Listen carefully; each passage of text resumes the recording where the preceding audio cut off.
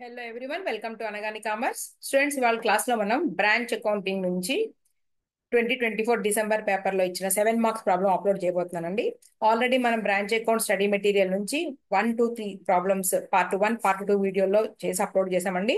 ఇవాళ మనం 2024 December paper చేస్తున్నాము. చాలా సింపుల్ ప్రాబ్లం అండ్ చిన్నది, 7 మార్క్స్ అనమాట. ఎక్కువ టైం కూడా పట్టదు. 5 నిమిషాల్లో మీకు ఎగ్జామ్ లో కంప్లీట్ చేసేయగల ప్రాబ్లం అండి. స్క్రీన్ షేర్ చేస్తున్నానండి question paper.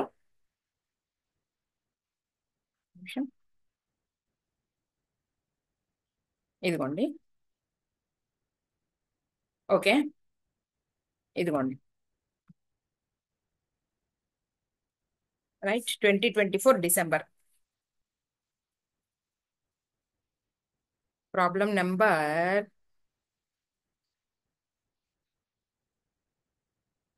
6. Problem number 6, marks 7. ఏం అడిగారు చూడండి. First, show the Surat branch account in the books of Noida head office to determine the profit and loss of the branch for the year end 31st March 2024. Adiraj Limited Noida started a branch అనగానే there is no opening stock, opening balance ఏమీ కూడా ఉండవు. Surat branch అంటండి. Head office Adiraj head office. ఏమండి, ఈ paper ఎవరైనా direct గా చూసేవాళ్ళు అర్థం కాదేమో. మీరు ముందు బ్రాంచ్ అకౌంట్, నేను ఆల్రెడీ 1, 2, 3 ప్రాబ్లమ్స్ చెప్పానండి. అవి వాటికి వెళ్ళి రండి. ఇక్కడ పార్ట్ 1, పార్ట్ 2 క్లాసెస్. దీని కింద నేను వీడియో కూడా ఆ వీడియోస్ ని లింక్ కూడా షేర్ చేస్తాను. ఓకే, స్టార్ట్ అయినాయి కాబట్టి వీటికి ఓపెనింగ్ బ్యాలెన్సెస్ ఏమి ఉండవండి. గూడ్స్ తో స్టార్ట్ చేసుకుంటాం మనం. హెడ్ ఆఫీస్ పంపించే గూడ్స్ తోటే. Which goods were cent at 20% above cost. Above cost ఇచ్చారండి, 20% above cost. The branch makes both credit and cash sales. It is the policy to meet branch expenses from branch cash, okay, and remit the balance money to head office. The branch does not maintain double entry books of accounts and necessary accounts relating to branch are maintained by head office. So మనకి ఏంటంటే, మనకి branch account ఒకటి వేస్తే సరిపోతుంది. In the books of head office Adiraj limited.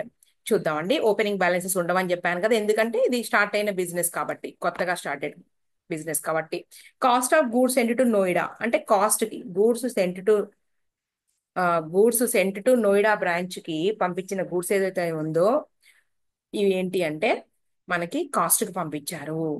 50,000 rupees cost కి. మనకి ఇచ్చింది ఏంటి అంటే 20% అబోవ్ కాస్టే కాబట్టి, ఆన్ కాస్ట్ నుంచి ఆన్ కాస్ట్ మీదకి కాబట్టి 50,000 రూపీస్ ప్లస్ మనం 20% యాడ్ చేసుకుని రాసుకోవాలి. టోటల్ 60,000 రూపీస్ గూడ్స్ అన్నమాట. దీంట్లో ఉన్న రిజర్వ్ ని మనం క్రెడిట్ సైడ్ వేసి రైట్ ఆఫ్ చేస్తాము.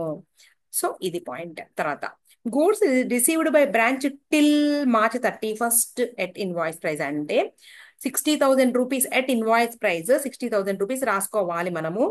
60,000 రాసేసాము, కానీ గూడ్స్ రిసీవ్ చేసుకుంది మాత్రం 54,000 అట.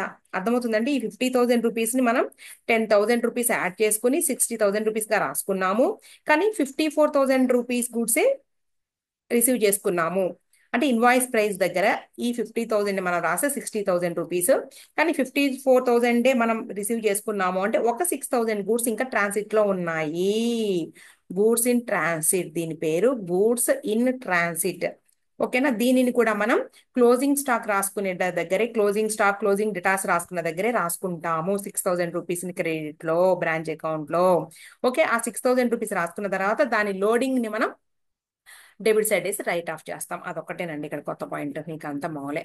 తర్వాత, క్రెడిట్ సేల్స్ తీసుకోకూడదండి. మనం బ్రాంచ్ అకౌంట్ లో, మన బ్రాంచ్ అకౌంట్ తో పాటు మెమోరాండం, డేటాస్ అకౌంట్ వేస్తేనే మనం తీసుకోవాలి, లేదంటే మనం ఇక్కడ తీసుకోకూడదు. Not necessary.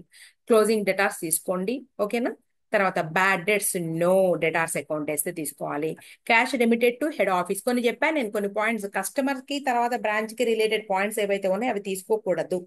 ఓకేనా. క్రెడిట్ సేల్స్ ఒకటి, బ్యాడ్ డెట్స్ ఒకటి, కస్టమర్ కి అలౌ చేసినటువంటి ఇంట్రెస్ట్ ఏదైతే, ఇంట్రెస్ట్ కాదు, కస్టమర్స్ కి అలౌ చేసిన రిటర్న్స్ ఏవైతే ఉన్నాయో, బ్రాంచ్ ఆఫీస్ కి రిటర్న్ చేసిన హెడ్ ఆఫీస్ కి, బ్రాంచ్ ఆఫీస్ నుంచి హెడ్ ఆఫీస్ కి రిటర్న్స్ ఏమైనా ఉంటే కనుక తీసుకోవచ్చు.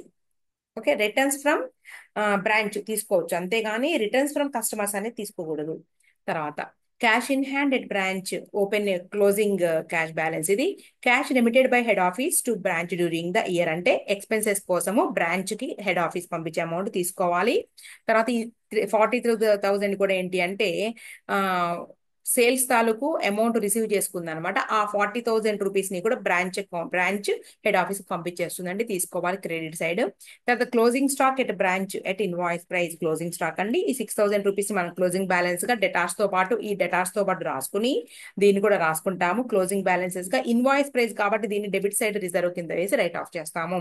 Expenses incurred at branch no, తీసుకోకూడదండి. డెటార్స్ అకౌంట్ అనేసి తీసుకోవాలి కానీ ఇక్కడ మనం తీసుకోకూడదు. సో మనం ఒక 3 పాయింట్స్ ని మాత్రం వీటిని తీసుకోకూడదు, నాట్ నెసెసరీ. ఏవి ఇవి తీసుకోకూడదండి. ఇక మిగిలిన పాయింట్స్ అన్నిటితో మనం బ్రాంచ్ అకౌంట్ ఓపెన్ చేద్దాం. రైట్, ఇది చాలా సింపుల్ ప్రాబ్లం అండి. 5 నిమిషాల్లో మనం ప్రాబ్లం చేసేయచ్చు అనమాట. ఇలాంటి ప్రాబ్లమ్స్ వదిలిపెట్టకూడదు. ఇంత సింపుల్ గా ఇస్తే 7 మార్క్స్ కి. తర్వాత లాస్ ఆఫ్ స్టాక్ కూడా ఇచ్చారండి 7 మార్క్స్ కి, అది కూడా సింపులే. ఓకే, మ్యాటర్ ఆఫ్ గబగబా చేస్తే 5 మినిట్స్ అండి ఇది ఎగ్జామ్ లో. మీకు ఇలాంటి చోట టైం సేవ్ చేసుకుని ఇన్కంప్లీట్ రికార్డ్స్ 14 మార్క్స్ కదండి, అలాంటి వాటి దగ్గర యూజ్ చేయాలి. మనం నేమ్ ఏంటిది, in the books of head office, in the books of head office పేరేంటండి, in the books of head office దాని name Adiraj. Adiraj, okay. Surat branch account, Surat branch account. Right, చూద్దాం. డెబిట్ సైడ్ మనకి ఓపెనింగ్ స్టాక్ ఏం లేదు కాబట్టి 2 goods sent to branch. Head office రాసుకుంటుందండి at invoice price, అవునా? At invoice price, at invoice price 50,000 rupees plus 20%, total 60,000 rupees. వెంటనే దీంట్లో లోడింగ్ రైట్ ఆఫ్ చేద్దాము. సేమ్ రాసుకోండి, goods sent to branch, goods sent to branch. Okay, ఇది ఏంటి అంటే loading right of చేస్తామండి. ఇదిగోండి loading 50,000 into 20%, 10,000 rupees loading, 10,000 rupees loading. ఓకేనా, ఇక్కడ రాద్దాం. నెక్స్ట్ పాయింట్, దీంట్లో మనకి ఏం చెప్పారు, ఈ 54,000 రూపీస్ గూడ్స్ రిసీవ్ చేసుకున్నాం 60,000 రూపీస్ గాను అంటే 6,000 గూడ్స్ ఇన్ ట్రాన్సిట్ చివర్లో రాసేద్దామండి. By goods in transit at IP invoice price 6,000 rupees. ఇది ఎలా వచ్చింది అర్థమైందా? 60,000 మైనస్ 54,000 అండి, 6,000 రూపీస్. రైట్, దీంట్లో ఉన్న లోడింగ్ ఇటు పక్కనేసి ఇప్పుడు రాసేద్దాం. 2 గూడ్స్ రిజర్వ్ అని పెట్టండి, రిజర్వ్ ఆన్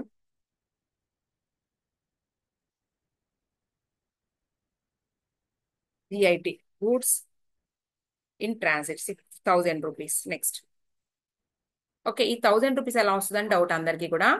ఇక్కడ ఆన్ కాస్ట్ 20% అన్నారండి, దీన్ని ఇంకొక రకంగా రాస్తే 1/5, ఆన్ కాస్ట్ 1/5 అని రాసుకోవచ్చు, or on cost 1/5. Right, cost నుంచి మనం ఇప్పుడు ఏంటి 6,000 లో ఇన్వాయిస్ ప్రైస్ కలిసి ఉంది కాబట్టి ఈ 1 ప్రాఫిట్ ఎలిమెంట్ ఏదైతే ఉందో దీనికి యాడ్ అయితే 6 అవుతుంది.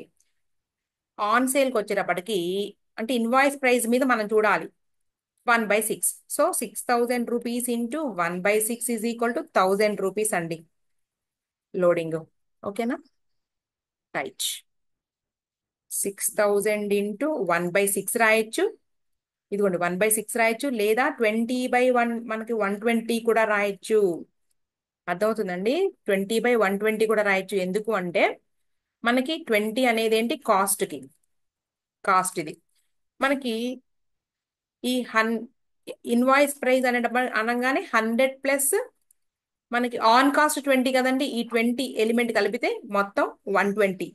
సో మనం 20/120 × 6,000 రూపీస్ రాసినా కూడా 20/120 × 6,000 రూపీస్ 20/120 × 6,000 రూపీస్ ఓకే 1,000 రూపీస్ వస్తుంది అంటే 999.999 అని వస్తుంది అనమాట. ఇలా కూడా చేయొచ్చు, అర్థమవుతుందండి, ఇలా కూడా చేయొచ్చు. ఓకే 20/120 కూడా రాసుకోవచ్చు. నెక్స్ట్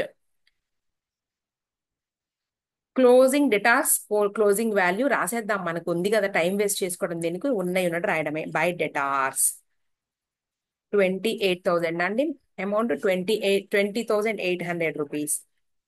స్టాక్ లోనే అండి, ఈ ఇన్వాయిస్ ప్రైస్ డేటార్స్ ఇవన్నీ అనమాకండి.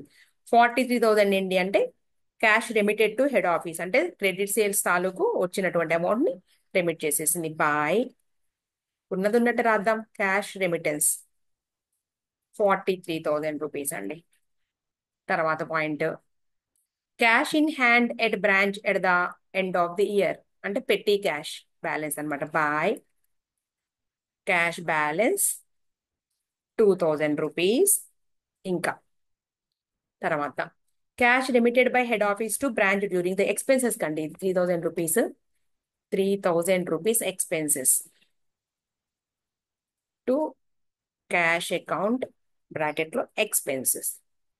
Next point, last point, closing stock at branch 6,000 rupees. By stock 6,000, దీంట్లో లోడింగ్ ఉంటుంది కదండి, ఎందుకంటే ఎట్ ఇన్వాయిస్ ప్రైస్ అన్నారు చూడండి, ఇదిగోండి. ఓకేనా, సో దీన్ని స్టాక్ రిజర్వ్ ఇక్కడ రాద్దాం. To stock reserve 1,000 rupees. Same 6,000 అన్నారు కదండి, అందుకని ఇందాకట్లాగానే అయిపోయింది. చూద్దాం profit or loss. Credit side మొత్తం యాడ్ చేసి 10,000 plus 43,000 rupees plus 6,000 rupees plus 20,800 rupees plus 2,000 rupees plus 6,000 rupees is equal to 87,800 rupees అండి. 87,800 rupees minus 60,000 minus 3,000 minus 1,000 minus 1,000 rupees is equal to 22,800 rupees వచ్చిందండి ఆన్సర్. జనరల్ పిఎండ్ఎల్ అకౌంట్కి రాసేసుకోండి. To general P and L account, ఇంతేనండి answer. Right, చాలా చిన్న video. నేను next వీడియోలో మీకు బ్రాంచ్ అకౌంట్ నుంచి స్టడీ మెటీరియల్కి వెళ్ళిపోదాం మళ్ళీ. ఓకేనా, స్టడీ మెటీరియల్లో stock and debtors method start చేద్దాం. ఓకే అండి.